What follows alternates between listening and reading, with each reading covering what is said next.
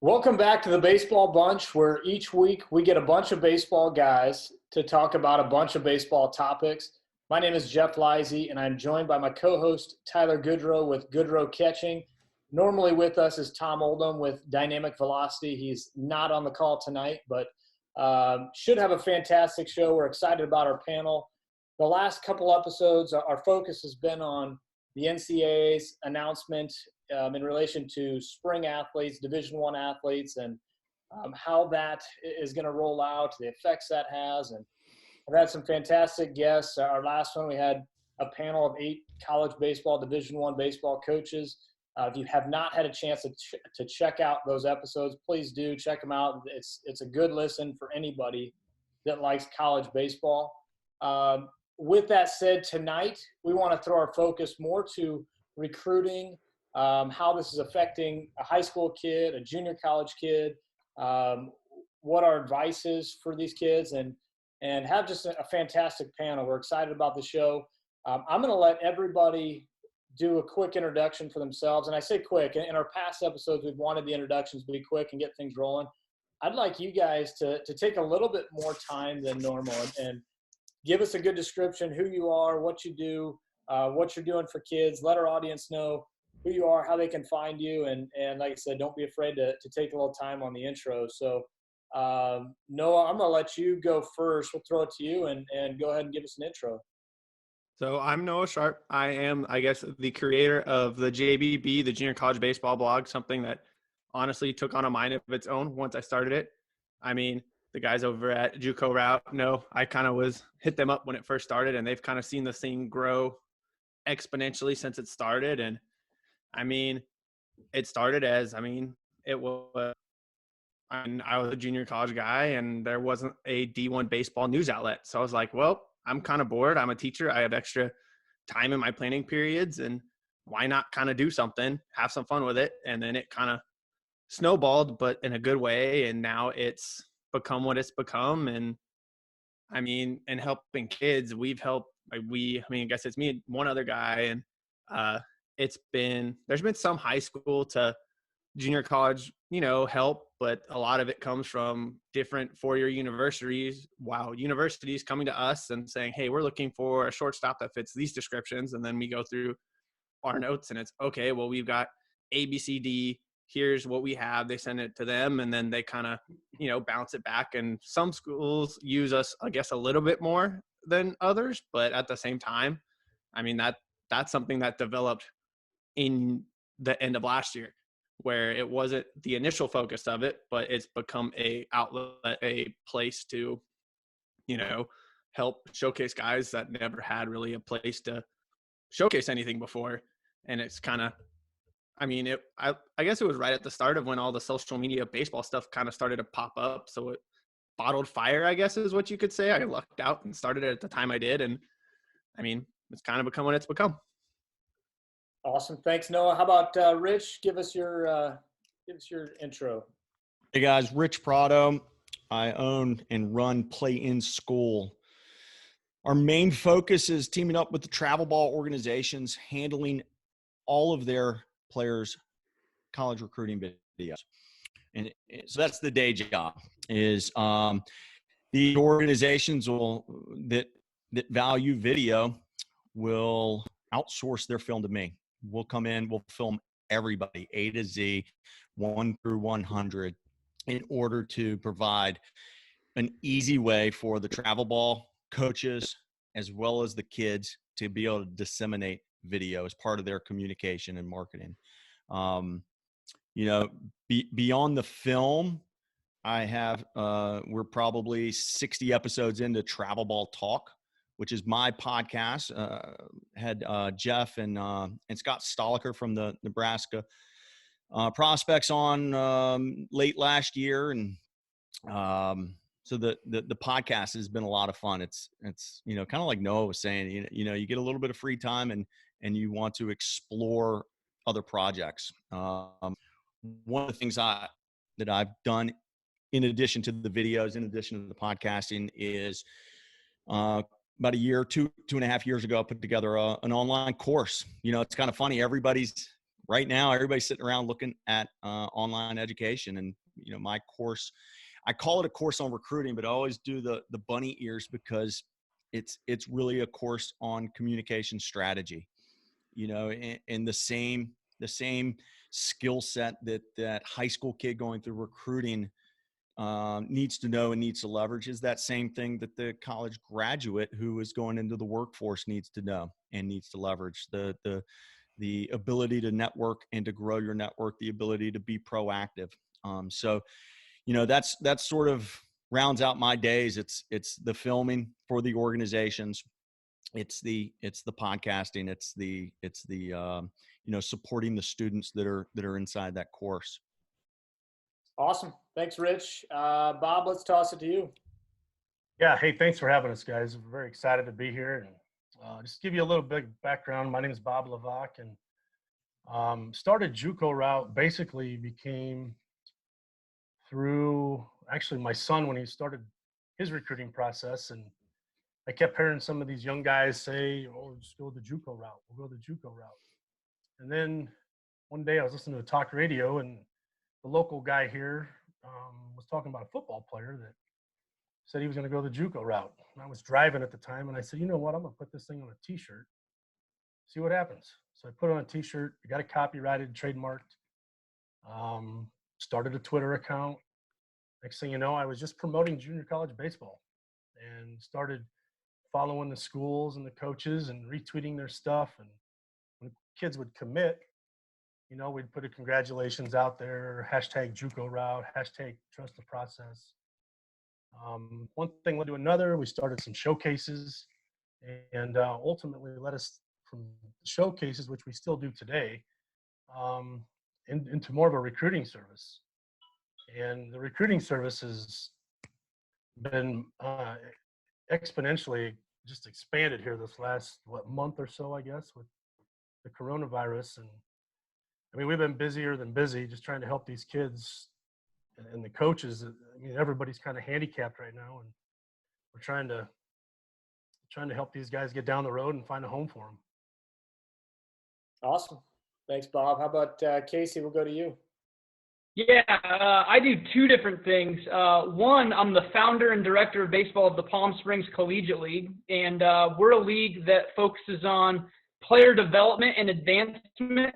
So different from other leagues, we're kind of looking for the small school guy, or we're looking for the uncommitted JUCO guy, and we take the stance that we want every player to get better at the end of the summer when they leave. And if they were uncommitted when they got here, we want them to leave committed when they leave. So it's a little bit different in other summer leagues where, the managers are trying to go out there and win every night. We're going out there and we're trying to let all of our guys get as much equal playing time as possible. It's a good league for red shirts, red shirts that are, stuck behind upperclassmen, or underclassmen that are just stuck behind an all-conference guy. And it's an opportunity for those younger players to get on the field and play right away going into their next season, where, it's really easy in some of these bigger leagues.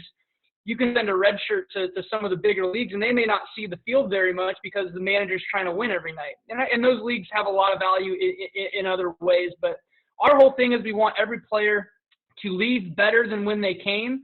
And if they came in uncommitted, we want them to leave, with a college program when they're leaving. And then the second thing I do, especially since all this stuff has happened, similar to like what Bob has said, college recruiting has just completely changed, and it's gone online and it's gone to social media. Since that has happened, I've hooked up with a company called Sports Force, and they take a personal approach to college recruiting, where it's one-on-one. I take on 5 guys at a time. I don't take on anyone else until I've helped that guy find a home. And I mean, there's college coaches that are getting swamped with emails and videos and all this stuff by players right now, hundreds probably. So players having a personal person to be able to help them through the process, a person that knows coaches and has connections and that kind of thing, is really important right now. So yeah, the summer league right now, we're looking at operating. We operated a facility, the former spring training facility for the Los Angeles Angels. So we have 3 fields on one site. We're all self-contained. There's no travel. So at this point, we have a very good chance at operating. A lot of other summer leagues right now, because there's different ownerships and they're in different communities and there's travel, there's just way more moving parts that go into a league operating, whereas we're self-contained, there's no travel, we're all in one facility. So it's looking pretty good for the summer season. I know a lot of guys are just anxious to get back on the field and start playing, and even more so get exposed to college coaches. So we're on schedule to start in June. I mean, things change every day, but as of right now, everything's looking good.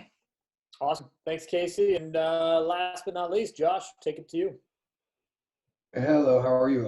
First off, Jeff, Tyler, thank you guys very much for inviting me. I'm not sure how I made the list. I saw who you guys have had here the past couple of weeks, and it looks like an awesome group. Not sure if you're running out of options or something, but I appreciate you We're bringing excited me. to have you, Josh. I am a fully independent baseball guy. My background is in teaching and coaching.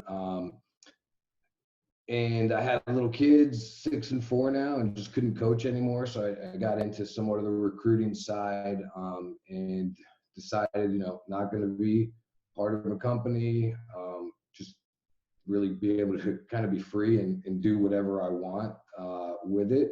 I've been extremely fortunate to make really good connections in the game and just, try to meet people by meeting people who can help me meet other people. Fortunate to have got connected with Rob Friedman over at Flat Ground and Pitching Ninja. And the goal has been to put out a lot of free content so that kids and families can navigate the system by themselves, or, have a better chance, because not everybody can afford a service or a showcase or a camp. And so there's a lack of information out there. And so the goal has been to try to put as much information out there as possible, while also promoting, just the game in different viewpoints. We have a series going on now, Quarantined Coaches, that kind of like Noah said, just, there wasn't really much of a plan. It just kind of took its own life and has been very cool.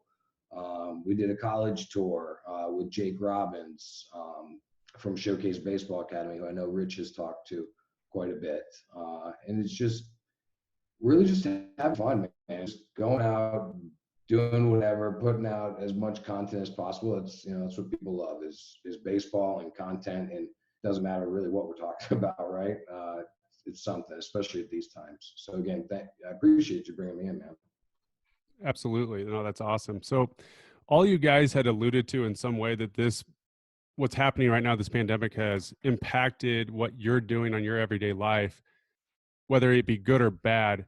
I guess my question to all of you is, what messages do you want to be out there to the players, the amateur players that are looking to get recruited during this time where we might not even play summer ball this year? What would be some of the things that you would say, okay, this is what you should be doing, and how has this impacted the way that you guys have maybe changed the course of what you're currently doing in your businesses right now? So I'll throw that to anybody. I'll jump in. First of all, I've said it a bunch of times in the last month. School is canceled. Baseball is canceled for now. Summer baseball might be canceled. But recruiting has not been canceled. Okay, so if kids are sitting on the couch, if they are not proactively communicating, if they're not out networking, they're missing an unbelievable and unprecedented opportunity to be continuing to grow relationships, to start relationships. And I think that's, I'm going to pass the mic, but the number one key thing that kids need to remember and their coaches need to remember is recruiting is not canceled. A lot of stuff is, but recruiting is not. Awesome. Love that. Bob, what do you got for us? To add on to that, I think just being like a positive voice. Like so many kids are scared right now. Like I get kids that are just worried if they're ever going to get a chance to play baseball again. And just, I mean, it's hard for all of us as older adults in baseball, coaches and recruiters and all that kind of stuff. Like I know all of our lives have changed. But just being a voice of positivity and encouraging guys to stay active, whether that's in the weight or maybe not in the weight room, finding ways to work out at home, finding a field where you can run at, and yeah, absolutely staying active in the recruiting process. Like once the NCAA dropped the new eligibility rules, things kind of like spiraled and started, recruiting started picking up like crazy. And, if you get caught behind, you get caught behind. So I know I have just tried to stay strong, stay positive, and just encourage guys to use this time to find ways to stay proactive. You can't do nothing right now. You can't just not be training. You can't not be doing recruiting, because when baseball comes back, you're going to get left out. So just staying active in the recruiting process and finding new ways to continue to train. Before somebody jumps in there, I just want to ask a follow-up to that. Do you feel like that these kids should be doing as much video as possible and then posting as much video as possible, whether it's just a simple drill that they're doing? Or are we looking, or I shouldn't say we, but the college coaches, are they looking for videos that are spliced up that have metrics that are overlaid in the video? Like, what are they looking for? I know I look for a skills video. Sorry if I interrupted. Bob does a really good job. He's actually sent me video. I'll use Brandon's wiener as an example. Bob, like when he was coming to College of the Desert, it wasn't a highlight video. It was a skills video. I think any coach could look at a video and see a guy hitting a bunch of doubles and stuff, right? And go, okay, well, where's the 7 times that he got out in the 10 at-bats? I want to see skills videos. I want to see a guy throw. I want to see a guy's bat speed. I want to see him run. So, yeah, I'd jump on and piggyback on that. I think going back to the original question, Tyler, maybe before the one you asked, but the 2 things that come to mind for me is kids, they've got to stay active, right? We still got to work our craft, and I understand that facilities and space is limited, but get creative, right? We can go and play catch in the street if we have to. We can do what they call a prison workout in the house. You can do things to continue to enhance your physicality and your body. And the other thing I think is the videos. And Casey, you're spot on. I've had people send us videos with a double, a triple, and a bunt. I'm like, let's get some skills. We want to see some. So if you're a pitcher, we want to see a couple different angles with 3 or 4 pitches. We want to see 7 to 10 swings. If you're a shortstop or an infielder, let's see some throws across the diamond. And the more information, in my opinion, that we hear from colleges, the more information, the better. Whether it's the exit velos, it's across the diamond velos, whatever we can give those guys, because they're handcuffed. They can't have kids come on to their premises. We have to. Social media is huge for them, and I think the quality and the content of their video is so much of importance. No rap songs in the background, and music of any type for that matter. But sometimes you hear some of this stuff, and if I'm a 65-year-old coach, I'm thinking, what the heck are we looking at here? Just get a simple, nice little skills video and then get it to some of these guys that are sitting here on the panel and let us help you out. Josh, you looked like you were going to say something. Yeah, no, it's good. You ask about the videos. Like one of the things I'm big into doing is I'm not big on answering the questions where it's like, what are the coaches thinking, or what are the coaches saying? Like, yeah, we have a place for that. I just am always feel awkward, trying to translate, because they're all different, right? And one of the things, shameless plug, is honestly look at the YouTube videos that we've been putting out, because your question is answered directly from a college coach. Like if you start to ask questions about recruiting, I'm telling you, going to the college tour, going to quarantine coaches, these are answers that you get straight from the coach, because there's no better place to get answers than from the guy who's actually doing the job. But to go back to your original question, I hear just out there from everybody, like I think everybody's being really positive and encouraging the kids, right? And that's number one. But what I'm learning is that we're not giving them specifics, right? We're saying stay active. Recruiting's not over. Go do this. But how do they get recruited is the question. Like, what should I be doing at this very moment to get recruited? Like, I get workout. What does stay active kind of mean, right? So for me, when you ask that question, I think it's completely different for everybody. The first thing is these kids got to know, who are they? And that's always number one. I'm pretty sure most of us would agree on that. Like, who am I as a player, first of all? If you're 2020, right now looks completely different than everybody else, completely different. If you're 2021 and beyond, based on what, my conversations with coaches, you are in a stalemate. There's not much to do. Like, sending videos is great, and developing relationships, like these guys said, is the key. You're right, 100%. My suggestion to 2020s is different. My suggestion for 2020s is get out there, look at D3s, look at NAIAs. There's a lot of those schools looking.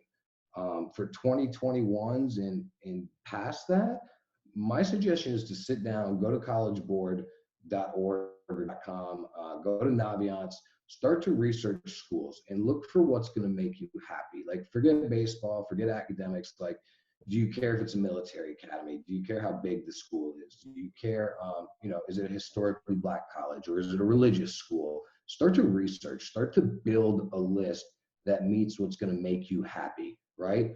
But then also, like, do your research into the team. Like, look at who's on that roster at your position. Go back and look at what they were doing at your age. Look on Perfect Game, look on PBR, look on these guys here who have those websites and video, caches like Rich does. What were those guys' metrics on that team that you're targeting? Do they match up to yours or not? Because if you're way off, then you're targeting the wrong school. So I think right now, what everybody that's not a 2020, again, like, 2020s are different right now. I think what everybody should be doing is figuring out, who am I? What do my grades look like? How much money do I have to spend on school? Where does my athletic ability fit?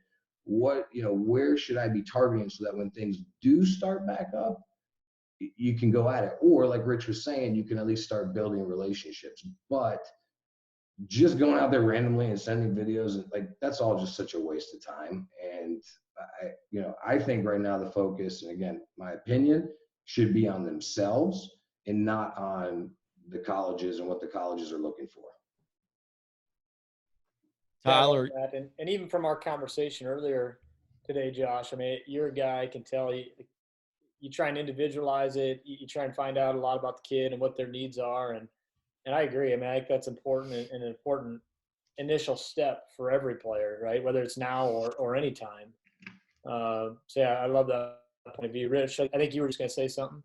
Yeah, those questions that Tyler asked were, I mean, probably kind of a combination of all of the notes that I put together of things I wanted to briefly touch on. You asked about social media and the videos. I mean, I've honestly had to unfollow a couple of organizations because they're putting every single, the one throw in the backyard, the one swing off the tee in the driveway, the squats down in the basement. All that stuff is cool. And I don't want to discourage anybody from doing those things, but that's not a recruitable asset. You go and look at my Twitter from the last couple of days, and I've tried to remind myself, when I say things out on Twitter, it's really, these are just bookmarks for me. These are things I'm trying to remind myself about. And I look at Twitter as it's a mass marketing tool. It's a one-to-many channel, which is great, right? Like, Nike puts a commercial on TV because they're marketing one-to-many. So you should do those things. And I do those things. And I have a big email list, and I send emails to thousands of people simultaneously. But the thing that moves the needle the most is the one-to-one contact.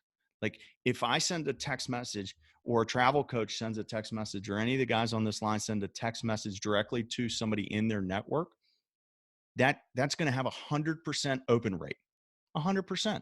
They're going to look at what you sent. And if you're going to be talking about a kid, you got a way better shot of that guy on the other end of your text message, looking at that kid, looking at that video versus your tweet. And if you don't believe me, because I know that 99% of people on here, not on this call, but on Twitter, have never looked at their analytics. Go to your Twitter analytics and pull up your engagement rates and your interactions. And you may have 20,000 people following you, and you find out that you're only getting 1% engagement. People are just scrolling. They're just scrolling. They're just scrolling. Nobody's stopping. The video might have 1,000 views, but a view count on Twitter is just that somebody scrolled past it and it started an autoplay, right? So this is a reminder for me. Stick to the one-to-one as my primary channel, and also do the one-to-many, the mass marketing. I don't want to forget that, but I don't want it to be my priority. Josh, by the way, I got to jump in and say, man, the content you have been putting out has been awesome. Both this quarantine stuff the last couple of weeks, but also all the college tour stuff. So I appreciate you putting that stuff out. And I hope that Jake sees this too, because one of my favorite things over the last couple months, really since about the time that I had him on my podcast, was his Mound Visits. So if anybody doesn't know Mound Visits. Anything you see on the college tour with me in front of the camera is Jake filming. Anything with me in front of the I figured that out. Is me filming. It took me a little while to go, wait, they're always in the same place. What's going on here? Yeah, I'm super happy that he came along, because he's obviously, I mean, he's a legend in where we are at in Charlotte, homegrown boy and pretty boy. I don't care. I hope he watches this, and just for him to be a friend of mine when I moved up here, and like nobody wants to be a friend of yours. Like it's so ridiculous how territorial the baseball community is.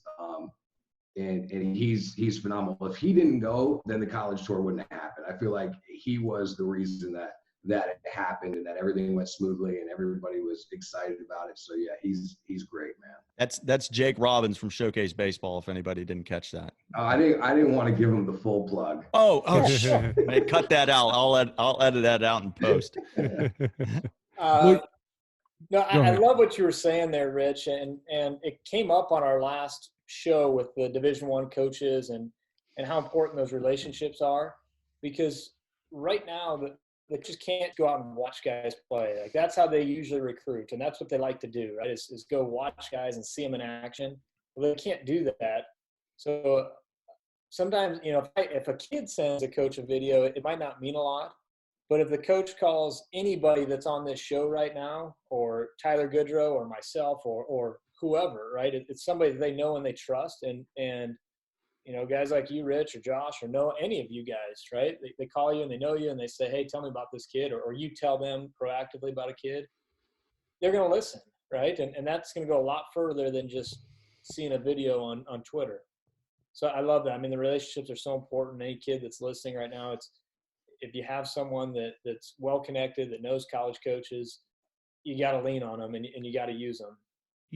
From a video standpoint, for 12 years, I've been up on my soapbox, just pushing video. And 12 years ago, the old timers were telling me, well, video doesn't get kids signed. And I told them, I know. And resumes don't get you hired either. If I send my resume to you, you're not going to hire me off a piece of paper. The same is true with video. It's not meant to get a kid signed. It's meant to begin a conversation. And when the travel ball coach has a film of a kid, you can skip past he looks like, because the coach can see it. And now you can move the conversation further ahead to let me tell you about him in the dugout, in the locker room, in the classroom. Let me tell you about mom and dad's background. And the college guys can look at the swing and see, does it work or does it not work? And now let's move forward to those intangibles, which is I'm gonna respectfully disagree with you in some senses there. Let's hear it. And that's why we're here, right? To have absolutely. Because I think it depends on who you're talking about, right? I think it depends on the school, the level you're talking about, because you're right. It's all about the connections. It's all about getting that digging deep information for the higher profile schools. But I think when you're talking about some NAIAs in the Midwest, D3s in the Northeast, like personally, I've had the experience where they've never once seen the kid play. They've never once, in fact, a couple of kids committed recently based off the social media, like little thing we did a couple weeks ago where we are just saying, here's schools that need stuff. Like smaller schools that don't have the budgets to get out there and see kids, they will offer based off videos. Now, it's probably not the school that comes to the top of the mind when you're thinking about like, where do I want to commit? But I know, I've dealt with it. There are plenty of schools, smaller schools in smaller regions with very limited budgets that will happily take a kid that's grown up playing year round in the Southeast to come to Minnesota or to Maine or whatever. Show them a good video and they're like, hell yeah, man, this kid from down there, he's got to probably be as good as what we're going to find up here at this point. So I'm going to have to disagree that we disagree, because I don't think we do. Okay. I think you're describing the exception. I don't think that's the rule, right? Like I think there are outliers. I've seen plenty of those outliers, but those are outliers. Like I don't see lots and lots and lots of that stuff. And so when I'm talking, you know what I mean? So I don't think we disagree. I would say for 2020s right now, that's the way you're going to get signed. If you're an uncommitted 2020 and you're going to get signed, yeah, because there's not going to be any baseball between now and June. Right, but I think even if there was baseball, I think honestly, like that's probably, unless you're going to I don't know. Yeah, I'm different in that regard. Like if you're going to NAIA and D3 or lower and you're going out of state, like I think a lot of them will. But you're right. Like that's when you get down to this point, right? Like you're an uncommitted senior with a couple of months left. Yeah, we're talking about some Hail Marys coming up. Which brings up another point that maybe I'll mention this. I had on Tyler Corson on my podcast today. He runs NLA down in Montgomery, outside of Montgomery, Alabama. And one of the things I think we're going to see because of this mess that we're in is the JUCOs are going to get flooded with talent. For sure. And so, and Next Level is an academy. They do their own academic programming for high school kids, but they also do they offer spots for postgrads, which is going to be an interesting thing because we may see some 2020s who are in limbo, who maybe just decide to reclassify or do a postgrad year. Have y'all run across some kids where that's coming across their sort of mindset right now? So on our show a couple weeks ago, this was, I think, right after it broke, I don't know, 3 weeks ago, we had a coach from Georgia on our show, and he was saying that he had gotten, and all the coaches in Georgia had all gotten all of this email from this brand new startup postgrad in the middle of Georgia. It was going to be next year was their first year going, and that kind of sparked us in a conversation of, well, there's, you have the IMG, you have TCS in Texas, right. You have NLA, but then there's a couple others. There's a Minnesota one that just started up. There's another one in Texas, but next year, if you're not kind of getting what you're wanting to get and you're wanting to kind of save eligibility, then it opens up that whole, I would have been a perfect example for it back in my day. I was an undersized person. I didn't grow until I turned 20. Like it would have been perfect for me to get another year playing. But once I found out about them, that was 9 years ago. So, but now it's a perfect example for people that are wanting to play, but there was really no shot to do it because everyone's filling up. And so now there's these postgrads. Oh, what's a postgrad? Oh, and then you kind of dig into it. You can take classes, but then you can also just work on your baseball development and those coaches and no coaches. And the more I found out, the coaching world is super small when you get to know people. This person puts you in touch with this person and it just kind of trickles down. But I think the postgrad is going to be a huge, huge benefit this upcoming year. And then with the junior college recruiting anyways, from a lot of the coaches I've talked to, I've had guys that are like, hey, I'd like to get in touch with this guy. Well, then they're like, we're still trying to figure out what we're doing because we don't know even if we have our sophomores coming back, if we have this D1 coming in, if this redshirt sophomore can come back that we want to come back, or if he can't come back, which that's the redshirt sophomore. The sophomores is a whole nother crazy thing that I've kind of dug into and discovered. That's a whole nother topic for a little bit later, I guess, but it's going to be interesting to see. But post-grad is going to be really interesting. I think as people kind of talk down, it used to be JUCO route, like, oh, I don't really want to go JUCO, but now it's like, oh, these post-grads, I don't really know. It's not going to do anything. Well, there was the one, TCS had one. They had a guy go from TCS to Howard and then was taken in like the 5th round the year after. So, I mean, they work. IMG, I mean, everyone knows IMG anywhere, from football to baseball to bat. Like, so it does work. It's just no one knows about them because there's very few and very far between where they are. So Noah and Bob, I mean, I would like you to go down that road a little bit, Noah, and with the sophomores, redshirt sophomores, and what's going to happen with a lot of those guys. I mean, talk to our audience a little bit about that and what's happening there. So when it comes to the sophomores, there was a couple people, because everyone, is a lot of them are getting the year back. But then I guess this is more specifically to junior college sophomores, that would have been this year, and then 4-year sophomores this year. So you get the whole year back, but say at the junior college level, there's certain requirements academically to be at the schools. So what happens when you didn't get the looks you were wanting to, you're waiting this year, I wasn't an early signee. I wasn't, I had a couple people talking, they were going to come see me, but now the year's canned. So what do I do? I was going to graduate. I am going to graduate in May, even though I'm taking online classes. So I cannot go back to, I'll just use, say, Eastern Oklahoma, because I was talking to them today. Eastern Oklahoma, I can't go back there. So what do I do? I can't go back because I don't have the hours, but I don't have an offer to, go on to the next year. So now they'll come to me, I'm sure they're coming to Bob. I'm sure they're going to a lot of places to blast out videos, tweet out videos to try and, now they're panicking. And then there's I got asked the other day this was from a 4-year school.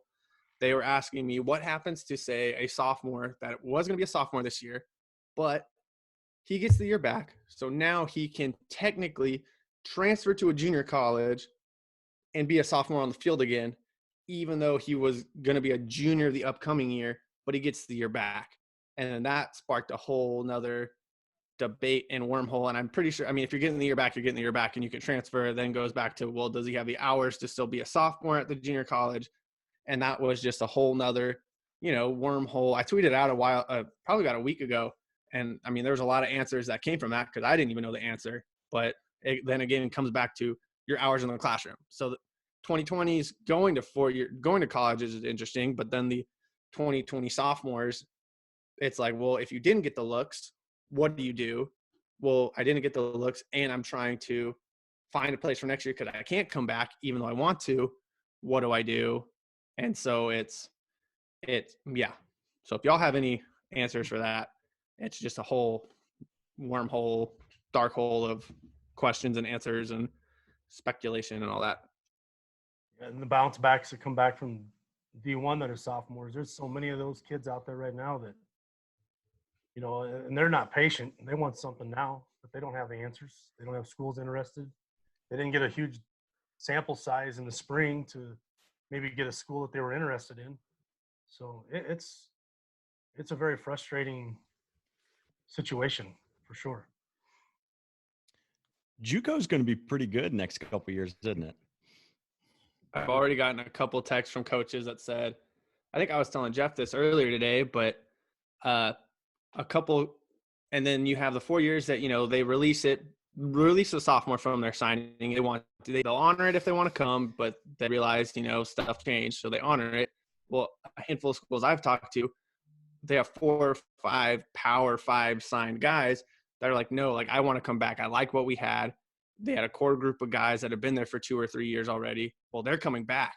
And so they're going to be 3rd or 4th year sophomores, in quotes, that were already doing really well, but now they're coming back on top of adding D1 bounce backs, on top of adding the guys that were redshirting, but now they get that year back that are.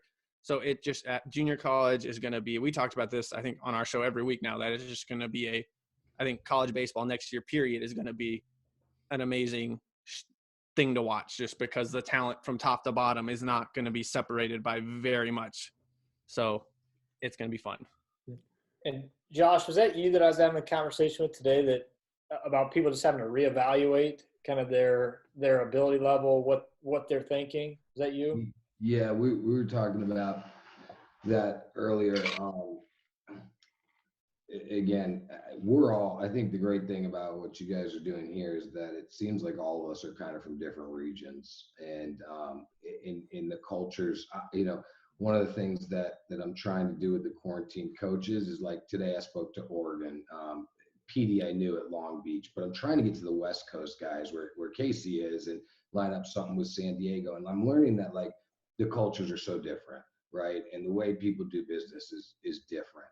So I can only speak from where I'm from and really who I'm in touch with. But from where I'm at, it is time for everybody to reevaluate. What's essentially going to happen is everybody's getting knocked down a level, more or less. Like, that would be the safest way to think about it. So here's one of the things that I'm talking about with some guys. If you were take a kid that was talking to quite a few mid-majors in the Southeast and looked like, things are lining up well to make this happen over the summer. That list of 15 mid-majors that maybe they were communicating with, like, that maybe just went to 4 or 5 mid-majors. So what I'm suggesting to some of those kids is start to look at the D2 level and see what your top, what would be your top 15 Division twos, and would you be willing to go there? Because what you can do is you can get ahead of the race in that regard. Because what's happening, and again, I'm only speaking for really my region and where I'm in touch with for the most part, where most of my conversations are taking place. But from what I'm understanding is that college coaches are not going to be in a position to really know what it is they want in this 2021 class until you get to about January, which is insane if you think about it. You're talking about mid-major, really good programs, even Power Fives that I've communicated with, talking about we're not going to know and we are going to want to bring on guys, but it's just crazy, right? Because summer, everybody's focused on, I hope we get out there this summer. I haven't had a coach yet tell me that they're going to know what they're looking for this summer. Like, it's going to be so weird. Like, coaches are not going to go to games and know what they need this summer, right? So I'm kind of jumping all over the place, but the point is that everybody's getting knocked down a level. If you're 2021, your timeline just got pushed way back. And so you're going to play that game where it's wait, see what happens, maybe miss other opportunities. For me, for guys that, I talk to, players I talk to, high school coaches, travel coaches, I am strongly recommending that everybody reevaluate. If you have a list of 15, we'll make another list of 15 that's a notch below that. And maybe be ahead of the curve with those next 15 teams, if that makes sense. With how bad this has been, is there anybody that you would say that has an advantage right now? Like, anybody? In what sense? Like who? College coaches, colleges, high schools? Like, yeah, I mean, either one. College coaches, high school coaches, players. Is there any class that you would say right now you have an innate advantage right now because either you're starting over or something? Is there anyone in particular that you could say, hey? I mean, I don't know what these guys think, but I can't find anything right now that's positive with the whole virus around the world, including baseball. Did the NCAA, are you listening? Did y'all jump to a decision in order to not hurt people's feelings today? Because what it feels like it's going to happen is we're going to be in a mess for 4 years. For 4 years. Like I keep talking about these college seniors who are going to stick around. And some of them absolutely should. And my opinion, some of them shouldn't. Some of them should come on, join us in the real world. What about these high school seniors? I got a text from a kid. He's committed to a pretty good school, D2 up in the Northeast, with his incoming class and the 9 out of 12 seniors that have already indicated that they're returning. Like, first of all, that school had 12 seniors. Like, that's pretty good retention. 9 of them have already indicated they're coming back. 49 players will be stepping onto campus in the fall. That's crazy. That's crazy. How do you handle? But guess what? It's going to be the same thing next year. And like, I don't know, man. I don't envy the kids who are in those positions. I don't envy the college coaches who are going to be making some tough decisions. Like it's all good now. NCAA made everybody happy because everybody feels good. We're going to give you a year back. Wait till some kids start getting cut. And it doesn't matter. Is it going to be the high school kid who committed and he gets the axe? Is it going to be the 5th year senior who thought he's going to play another year? And the coach is like, yeah, no, not happening, buddy. You didn't get any ABs your first 7 years. You're not going to get any this year either. Sorry. So I don't know. It's just been lingering in the back of my mind. Like the NCAA maybe should have made a decision on 2020 college grads and then punted on making a decision on 21s, 22s, and 23s until the dust settled. I don't know. I think they did punt. I think they punted. Well, I think they punted everything. Everybody. Yeah. Instead of I think this is going to haunt a lot of college coaches for 4 more years.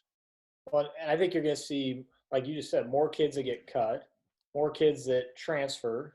I think you're going to see a lot of 2020s that end up redshirting next year, right? Because I mean, if you're currently a freshman at a university, I mean, that's a big advantage over the class behind you. You've already got some game reps and a year of just getting acclimated to a college life and everything else that goes with it. So, Tyler, I'm trying to think of your question because I think it's a really good question. Is there any silver lining here? Right.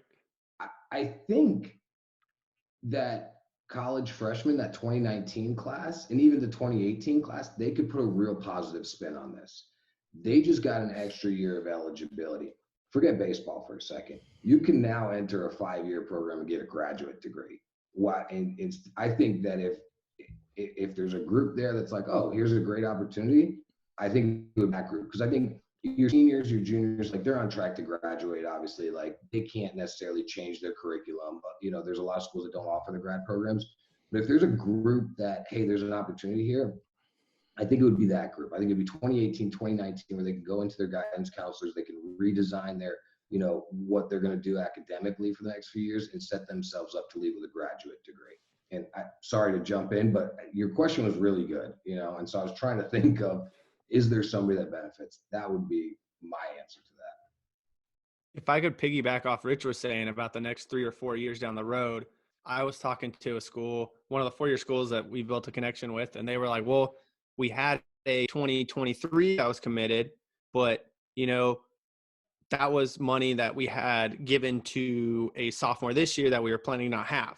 So now, what happens to those guys that, they're freshmen or sophomore that have committed? Well, the coach, I wasn't going to have player X 3 years down the road, but now he might be there because of this, because he's getting that extra year. We weren't planning on him being here. So now this screws 3-4 years down the road where that kid that we wanted to come in, and it's playing that whole, the 4-year, you're recruiting 4 or 5 years in advance. It kind of messes with that from the few coaches that I've talked to. And they're like, well, we don't really know what we're going to do just because. Yeah. So going into, how about college summer ball? We still are on the timetable of the virus. We don't know when this thing's going to start to flatten out. College summer ball, do you feel like that what you guys are doing now, just, I guess, spring, is it going to trickle over into the summer if we have a summer season for college summer ball, or, for those kids? Like, throw it over to you, Casey. I mean, you run a league down in California. I guess if you want to answer that one. Sure, yeah, and I think what we're doing now is still going to trickle into the summer, because even if some summer leagues are able to operate, there's going to be a lot of summer leagues that aren't. It's going to come down to geographic location. It's going to come down to local government. I mean, a lot of these, some of these teams, lease fields from city government. There's going to be some city governments that just say you can't go on government property. There's also going to be college campuses that just go, you can't be on our college campus. So it's literally going to be a case by case basis where, there's going to be entire leagues that just can't operate, and there's going to be some that can. It's going to come down to geographic location, and ultimately the government and the colleges that own the fields are going to be the ones that end up making the decision. But even if summer baseball does happen, it's going to happen on a much smaller scale than it ever has. There's going to be more players that want to play, and there's going to be less roster spots than there probably ever has been. So what we're doing now, the one-on-one college recruiting, the getting the videos out, all that kind of stuff, absolutely will carry into the summer. Because ultimately some summer leagues I think will be able to operate, as long as everything keeps getting better. There's also the chance that everything keeps getting worse. Things kind of change day to day, but I honestly believe that some summer leagues will be able to operate, but a lot of summer leagues and some of the more larger prestigious ones, and I don't want to just start predicting which ones will or won't operate, but some of the bigger leagues aren't going to be able to operate. What we're doing now, I think, will carry into the summer and is also going to carry, into the fall as well. Casey, I love what you guys have going out there. I think you guys probably have an advantage, right, in that it's one site. I love the development side with it, but I mean, you don't have the travel and hotels and all that kind of thing, right? If I'm understanding that correctly. Yeah, correct. Our guys do live in resort lodging, but they're timeshare, so they're privately owned. So there is a little bit more of an advantage there, but we're not relying on host families. Like, think of all these summer leagues that rely on host families that aren't going to want to let kids from outside of their area into their homes. I think that's going to be a big factor of it in some of these bigger leagues. Where are they going to house the players from outside of the area? I mean, I know if I have a family and I have kids, I'd have a hard time, even though I love baseball and the kid might be the greatest kid in the world, just welcoming someone else into my house with all this stuff going on, right? So I think that's, in addition to just, teams maybe not being able to get onto the field, is how many host families that these teams are reliant on are going to now want to let, strangers into their home now, and that's a big element of it. We operate out of a resort housing facility where they're timeshare, so we're not reliant on people opening their doors and kind of welcoming kids into their homes. Well, I think the other piece to that is not only will the host families maybe be hesitant, but also if I'm a parent of a college kid, do I necessarily want him going and staying with another family that I don't necessarily know anything about, or what their activities are? And so I think, or even a college coach, right? I mean, I'm just thinking out loud here, but if I'm a college coach, do I want my guys going and boarding up with random families that we don't know what all's going on? So yeah, I mean, I think there's just a lot of uncertainty with that. Yeah, and then the other advantage we have is, and Bob's son actually played in our league last year. He kind of got to see it firsthand. Our lodging and our playing facilities are all within about a quarter of a mile from each other, maybe half a mile, maybe a little bit longer, but there's no travel. So we're not reliant on another city government, or we're not reliant on another college allowing us onto their campus. We just need our local government here in Riverside County, and there's been no restrictions put on us yet up until the start of our league that's saying that we can't operate out of the one facility. I also think it's very encouraging to see that Major League Baseball is trying to operate in May or in June and in Arizona, and they're doing a similar formula where, they're going to move everyone to one location where there's not a lot of travel, and they're also talking about, okay, well, players got to stay 6 feet apart from each other. They're talking about no fans. They're talking about putting players in the stands, having them sit away from each other, having players in the clubhouse. So there's all these different things that I love to see that Major League Baseball is doing it, and I love to see they're doing it in Arizona, which is only a couple hours from where we're at, but with a similar climate where it's going to be 110, 115 degrees. So we do have a lot of advantages. I mean, but just like anyone else, we're hoping for the best. You know what I mean? Right now we're in the clear and we're planning on operating as normal, but things change every day. But we do have a lot of advantages just in the way that we operate given the circumstances. So I know we briefly touched on what the amateur, the high school guys could be doing right now, or the JUCO guys could be doing right now as far as getting their name, their information out there. And we said, I thought it was great, creating that relationship. What, though, would you want to see out of these guys if they are submitting a video or sending information to them? What would be the advice that you guys would give? I'll start. First of all, I do video, right? But I'll always tell people the video is not the big deal. The action of communicating with coaches, that's the big deal. That's where you're saying, hey, hi, this is who I am. Check me out. You know, here's some people you may know that know me. And so what I've challenged my students to do last week was to email 50 programs. 50 programs. Sounds like a lot. That's 10 emails per day for 5 days. These kids have a lot of time on their hand. 10 emails per day, not that big a deal. So the interesting thing is from a tactical standpoint, these coaches are also sitting around not doing a whole lot. So, if you follow online marketing at all, email deliverability and open rates have plummeted over the last 5, 10, 20 years. Like 10 to 20% open rates are really good. The kids who are sending out emails right now, I was working with a kid who got 26% reply rate, not open rate. He got 26% of the programs that he emailed responded to him. And so why are we emailing? It's because we want to begin a relationship. We just want to introduce ourselves and say hello. But the reality is we want to progress that relationships. And I keep telling people this week's emails are next week's phone calls. And that's the staircase that we're trying to get up. Is we want to continue and there's going to be some no replies. There's going to be a whole bunch of, hey, no's. We're either not in a position or you're not good enough. And all that stuff is good, but you got to start somewhere. So from like Josh mentioned it earlier, he's like, all these things we're throwing out were kind of generic. Well, one very specific thing, an assignment was to my group was a challenge. Get 50 emails out there. And as far as what is in it, it's introduce yourself, invite them to come and see you, which in this particular circumstance, it's a video, right? And you better be inquiring. You better be asking some questions. And the reason is you want to begin the back and forth. And sending open-ended communication is strategically, it's not a great way to promote a coach hitting the reply button, right?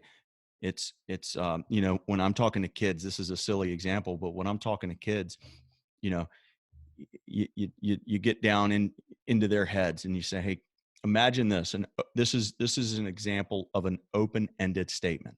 You're walking down the hall, you see a pretty girl and you say, hey, you're pretty. That's an open-ended statement. It has a period at the end versus, hey, you're pretty. Do you want to go out with me on Friday night? That's a question. And now the girl's probably going to say no, but at least you got some sort of reply. You got a response, and you got to give college coaches an opportunity to hit the reply button. And that's why students are getting over 25% replies. Like I wish I got 25% replies. It's astronomical to see. Coaches are sitting around. They're not doing a whole lot. They're on their phones or on their computers. It's like the perfect time. I'm going to What's that? piggyback. I'm going to piggyback I mean, look at the coaches, the quarantined coaches thing. Like, I mean, I'm doing like 4 a day right now. And the reason is because these guys are at their computers, like you're saying. You got to realize the opportunities that are there. And I think everything that you said is 100% correct. And to add to that, what's another avenue? Because, you know, the point about the open rates is a great point.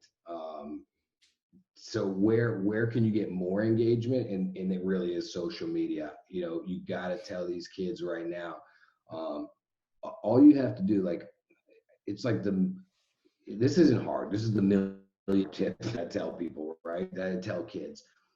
Get that video, get that 30, 60-second skills video that Casey was talking about, that they want to see skills videos, and Rich was talking about. They don't care about game footage. You can't tell much in game footage. Give them skills videos. Pin it to your Twitter profile so that it's the very top thing on your profile, okay? And then once you have a nice little video there, make sure, you know, your info is there as well, which says your travel team, your location, whatever, your height, your weight. Then go and just start following coaches, start liking their posts, start doing everything. You want to talk about like getting look at how many you are literally, what players don't get is that they are literally in the coach's pocket all day long. All they have to do is make their phone light up, and they're going to look and they're going to say, oh, Josh Rudd, you know, who's this little asswipe looking at me? Like, just being honest. And what are they going to do? They're going to click on my profile, and what's going to be pinned at the top is a video. Like, you're right there. So on top of the emails that Rich is talking about, because he's 100% right about that, even easier than that is to go onto Twitter and start liking what coaches do, or responding, or following them. Like, they definitely see that.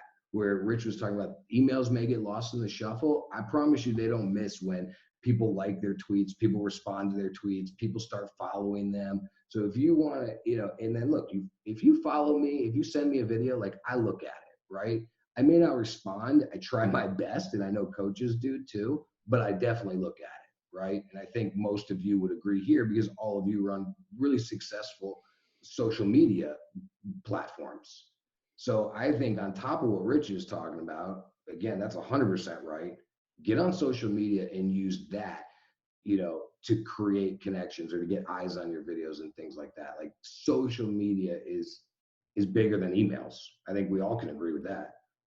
What's amazing to me is these kids, these teenagers are so good at every single app, but they're allergic to email, and they're terrible at Twitter specifically, like TikTok, Snapchat, all those, like those things that I don't even give those things a second thought, but the Twitter is where the coaches live. If the kids knew that and knew how to leverage it, I'll give you an example. A lot of the organizations we work with are posting up players' videos every day. They're saying, hey, let me feature this kid.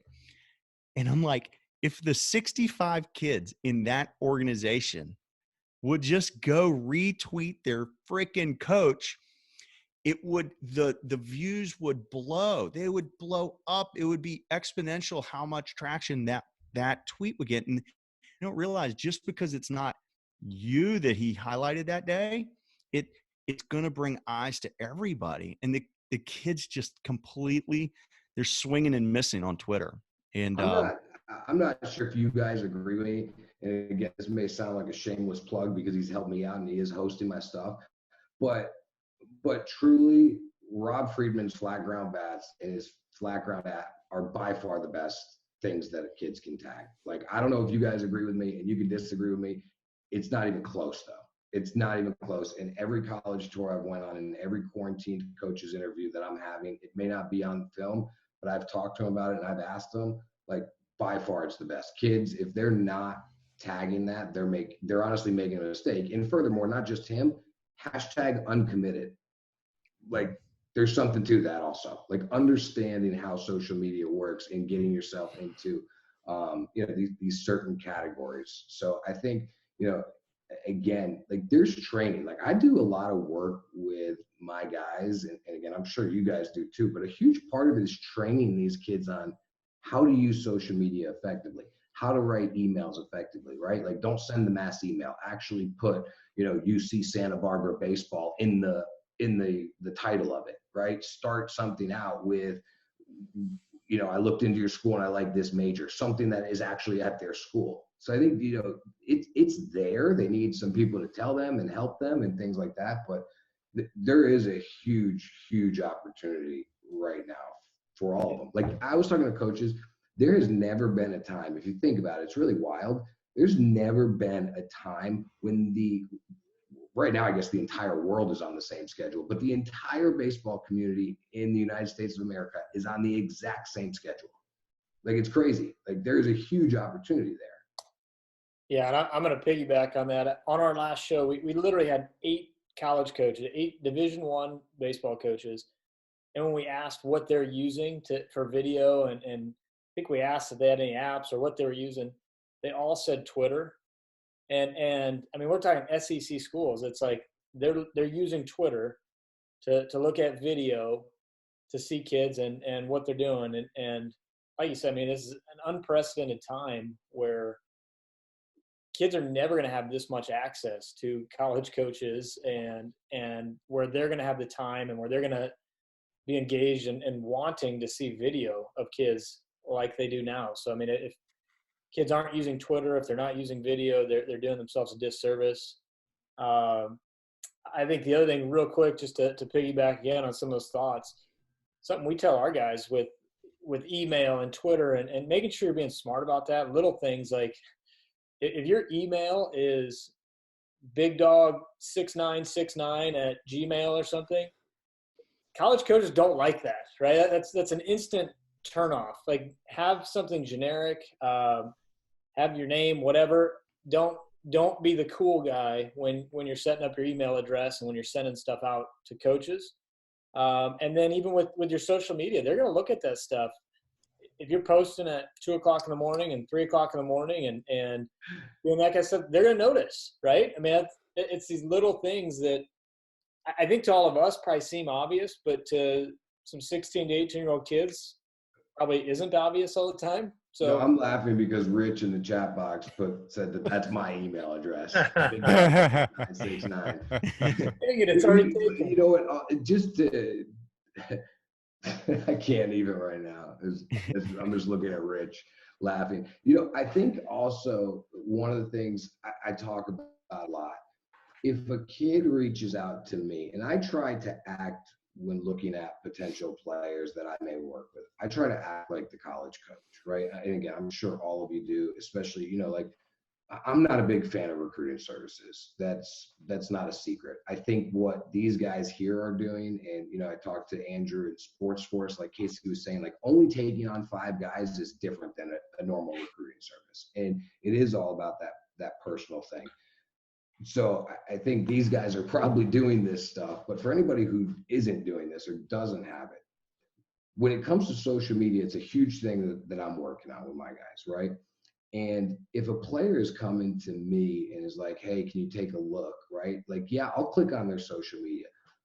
Most kids aren't stupid enough to be sitting there with a vape pen as their profile picture. Now, some are, most are not.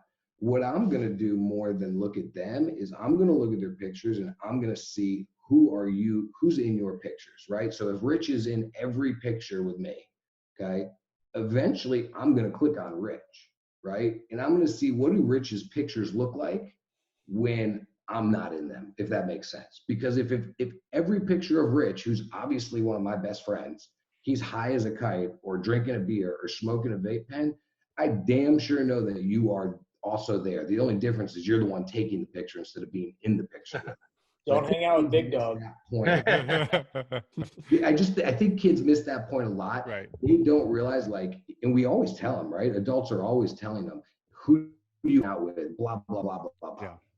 But just because you're not in the picture doing something stupid, like college coaches' jobs are on the line. Where their kids go to school in the districts that they live in, like this is a huge deal. They're not stupid, you know, like they're digging deep. All of us here, I'm sure, know that. So just with your social media stuff, again, I'm just piggybacking off of you, but it goes further than the pictures you're posting. No. Like what are you liking? You know, I can't tell you how many times a day I screenshot something, send it to a player and be like, you know, are you effing stupid? Yeah. Like, why would you like this? Like, It's their online resume. You just liked this. No doubt, Tyler. It's their online resume. I mean, that's what it comes down to. I mean, everything. If you don't want somebody to see it, then don't post it. So if I could piggyback off of Rich was saying with the emails and the social media and coaches are all by their phones and all that. Well, we had on our show, I think it was this one that we released this past Monday, but we had an MLB agent on, and he's like, you know what? Not to sound like I'm desperate, but I slide into guys' DMs all the time. Like you're saying, a coach sees if you like his tweet, a coach sees if he retweets his tweet. You know, a coach might not reply to a DM, but at the same time, he's going to see that he's got a little one right next to the little message box saying, and if it's just, hey, I'm Noah Sharp from Arroyo Grande, California. I'm a shortstop and I'm looking to possibly see what you're interested, or, just a simple introduction. Like same as an email. It's a simple introduction. A coach will see that, and, he might not reply, but chances are if he's like me, or if anybody, you get kind of annoyed when you see the little one right there. So you're going to click it just to get it away, but you're going to read what you clicked.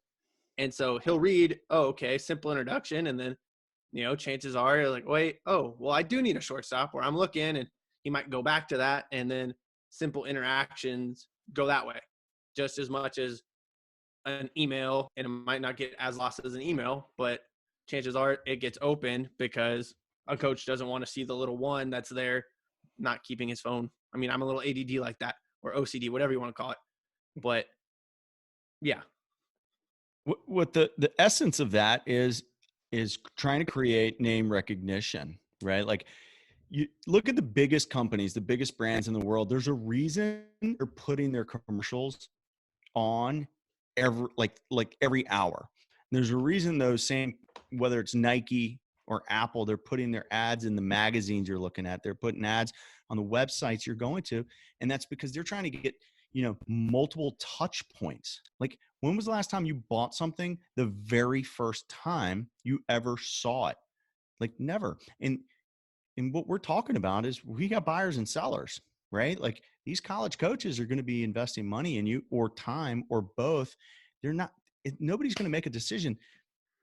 Josh, there's some exceptions to this, but most of the time you don't make a decision off of one swing. You're going to see it. You see the kid's name, and he liked something. He slipped into the DMs. He sent me an email. His college or his travel coach just called me. His high school coach called me. Now, all of a sudden, that was 5 touch points in one sentence. Easy. Rich, how did I get in touch with you? I mean, it was essentially the same. You cold called me. You picked up the phone, I think, and you said, "Hey, man, I'm Josh." I am the best at bothering the shit out of people until they Hey. It will go. It goes from here's what I've experienced, right? With the college coaches, it's gone from, at first being like really aggressive, kind of annoying, right? Or maybe just fully annoying, to who is this guy, right? Start to look into him, to, oh, he cares about his players, to, oh, let me get on the phone with him. Like Rich is saying, 100%. Like, that's where a lot of kids need to just be aggressive. Who cares if they think you're annoying and never call you back, or email you back? Who cares? They weren't going to in the first place.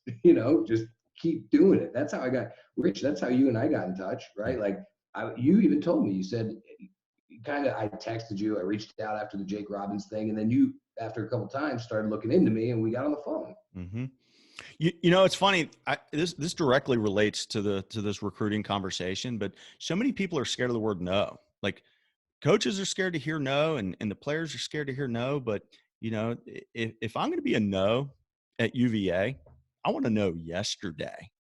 I want to know yesterday because I want to move on. I want to move on with my life. I want them to tell me no, because then I can move on with my life. At least you have an answer. Exactly. You could have not asked anything and then not have an answer and never know, but at least you got a no. So, okay. Get to a no. I have a no. On to the next one. Absolutely. Get to a no, man. Every no you get is, listen, we're all in sales. Everything is sales. Life is sales. Every no you get is getting you one step closer to yes. You're in the recruiting world, the no's are helping you figure out where you're going to fit, right? That's helping you evaluate yourself. Am I a no at UVA? Okay. I better lower my target just a little bit. Okay. Maybe I'm not a ACC guy after all. But man, it's hard to tell a 16-year-old kid to get used to no. That's how's that kid embrace that? That's tough. I get it. that also goes back to what all of you were talking about earlier, though, like where it's all one of the problems that I have in the communication from the coaches to the players. Like they won't give that player the no, right? The direct no. This is not a blanket statement, but they will give it to you, right? That's where guys like us become very valuable, is that we can get that answer.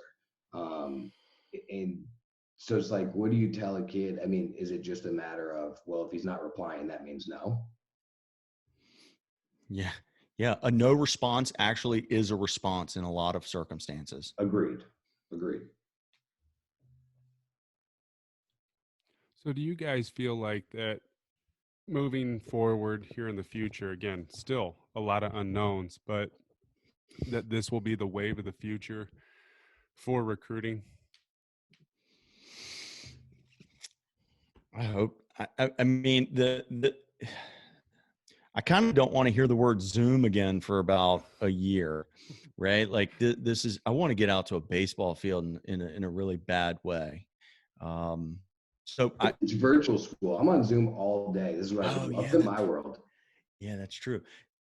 So I've been preaching the video, the emails for over a decade. It seems like, and I told Rob Pitching Ninja the other day that it seems like when his stuff caught fire, that all of a sudden people like discovered video, and I'm like, well, you know what? I'm glad they finally did. And hopefully people begin to embrace it. While we've been shut down, I work with organizations. They have me do film for their entire crew. Those guys are actively marketing their players as we speak with film, not just picking up the phone and saying, he looks like, no, here's his film. Most organizations do not have up-to-date film of all their players right now. And I hope that's a lesson learned, because as harsh as it sounds to say, I don't think this is going to be the last time we go through a scenario like we've been through in the last 3 weeks. Like I would say we should almost expect it, but regardless, it's 2020, and being able to put a film in a college coach's inbox or text message that's 2,000, 3,000 miles away is expected, isn't it? Well, what was I don't understand. What was the question exactly? Like, is film the future of recruiting? Just the technology, I think, right? Technology, yeah. Well, I mean, for me, I'm a little bit north of Casey, so I'm Central Coast, but films help. I mean, it's helped in a lot of ways. Tell me if I'm wrong. It's a little bit before my time, but you used to send a video set or a DVD of you doing at bats, pitching, whatever, to 100 coaches, 200 coaches, whatever, and you're paying whatever it is to, make all those copies. Well, now you can record it on your phone, which is basically what a studio was 15 years ago, and then put it on the internet where there's, I don't know how many users on Twitter, but there's a lot more than 100. Yeah, and then exactly. It goes to all that. I mean, I've been in touch with a coach up in Northern California, and, he sends me a video. Hey, this guy's looking for this. And then all of a sudden I get a text from a coach on the East Coast, like, hey, I'm looking for this. And I was like, well, I just got this video. I haven't really gone through it, but I know the coach. We built this, rapport. I trust what he's telling me. So now I'm going to send you this. And then lo and behold, I get a text a week later. Yeah, came on a visit. He loved it. He's committing. And I'm like, oh, okay, cool. Like, I never thought I would be in this situation, but I just helped someone that I've never met before. And I mean, it's like a little bit of joy for me. It's like, okay, that's kind of cool. And I kind of laugh about it. Like, this is kind of funny that I'm in the situation I'm in. But I mean, I'm helping someone that, doing something I wish was there 9 years ago when I was in college or playing or all that. Yeah, and a little smaller. Add on to that, I'm also an assistant coach at a junior college here in Southern California, College of the Desert. One of the biggest things I do is not only bringing guys in, but moving guys on. And I would always encourage my guys to have video.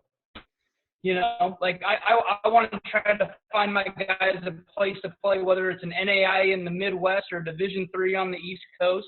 So a lot of times, to what Josh's point earlier, a lot of those schools like that will take guys without seeing them in person, but they want video. So this was something I was kind of doing before this whole quarantine thing happened, was if I'm going to help you move on, you got to have video. Because if a coach at these small schools don't have the budget to come and watch you play, the video is where they're going to get it. So video isn't something that's just happening now. It's becoming more relevant than I think it already was. It was something that I was encouraging my guys to do, even before this stuff happened. Right. Yeah, I'll go back, kind of piggyback on to you, Casey, and then also Noah. We get a lot of videos from a lot of different kids from a lot of different places across the country, and coaches will DM back or text back, hey, what do you know about this kid? Well, we really don't know anything about a kid. But then they end up going on a visit, or now they can't even visit. But, I think to answer Tyler's original question, is this going to be better, like the wave of the future, so to speak? I don't know, if only time might tell, right? You can only get so much out of a video, but that's all they have right now. And we've teamed up with Field Level to add exposure, I guess, for these kids. And right now, currently, we've got 102. It fluctuates about every day because kids drop off because they get committed, but they're able to put their videos on there, and it's an online free platform, which essentially is what ours is. And between the two, we're getting kids. I mean, these, like you said earlier, these coaches they've got nothing to do but look at these videos. And I'm releasing these profiles 6, 7, 8 times a day, depending on when I get the emails from them at all hours of the day.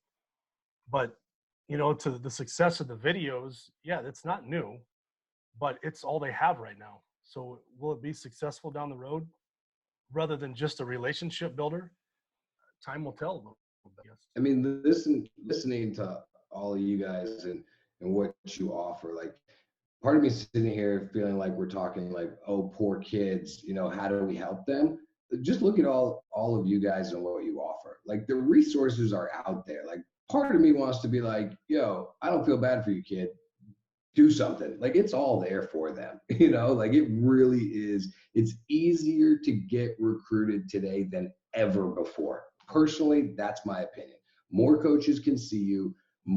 There's more opportunity for travel. There's more connections. It's just by far, there's more scholarships. There's more grants. There's more all sorts of things. It is way easier today to get recruited than when any of us were their age. So the resources are there. Like, pick them up and use them. Like, how many kids? I would love to know how many uncommitted 14, 15, 16-year-old kids watch this show, because honestly, I'm guessing it's not going to be a ton. I'm guessing it's going to be people that don't need to get committed right now. Yeah, no, that's awesome. I love the conversation, guys. I want to kind of wrap this up. I mean, does anybody have anything else to add, or that you want to discuss, or really want to get out there right now? Yeah, subscribe to my YouTube channel. There you go. Yep. No, guys, I mean, it's an awesome panel. Josh, I think you said you weren't sure how you got invited, but man, I tell you what, all of you guys are super grateful, super thankful to have you guys on the show. Just a wealth of knowledge and information. For anybody that's listening, if you don't follow these guys, you need to.